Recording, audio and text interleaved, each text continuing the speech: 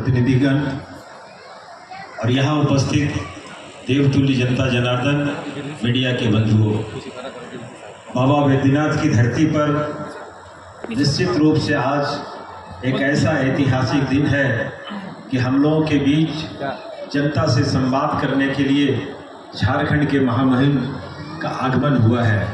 मैं इस अवसर पर उन्हें हृदय की गहराई से उनका अभिनंदन करता हूं, उनका वंदन करता हूं, उनका स्वागत करता हूं। मैं देवघर के विषय में इतना बताना चाहता हूं कि देवघर बाबा बैद्यनाथ की नगरी है ही, लेकिन जहां ये कार्यक्रम हो रहा है ये स्वामी सत्यानंद महाराज जी का तपोभूमि है। यहाँ अंतर्राष्ट्रीय योग पीठ है और देश विदेश से भी यहाँ श्रद्धालु आते हैं। इसके बाद देवघर का जो इतिहास रहा है, महात्मा गांधी जी ने में अपनी आत्मकथा में इन चीज़ों का जिक्र किया है कि वो आज़ादी की लड़ाई यहीं से लड़ना चाहते थे। रविंद्रनाथ टैगोर शांति निकेतन यही बनाना चाहते थे। इसके अलावे कई ऐसी चीज़ें हैं जो देवघर को हम परिभाषित कर सकते हैं। महर्षि बालानंद ब्रह्मचारी का आश्रम यहाँ है, श्रीमद पागल बाबा लीलांग आश्रम यहाँ है, अनुकूल चंद आश्रम यहाँ है, तपोभूमि है।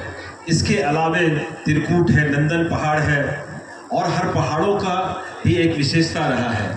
और ये क्षेत्र खास करके आज़ादी का द्योतक केंद्र भी रहा है।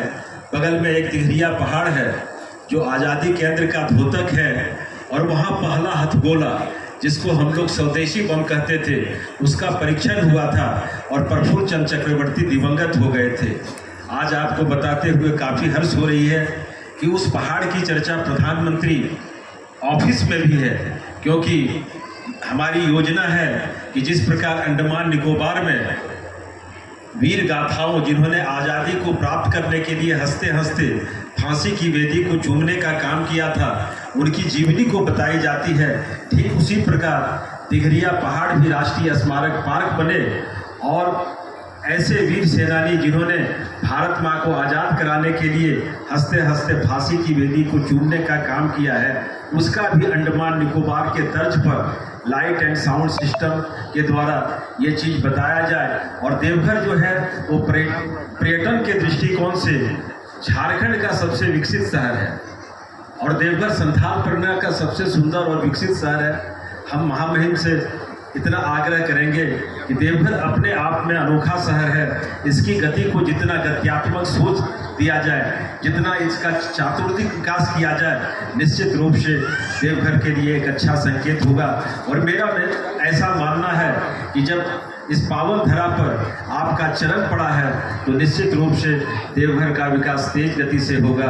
पुनः एक बार मैं इन्हें हृदय की गहराई से इनका वंदन करता हूँ, अभिनंदन करता हूँ। जय हिंद।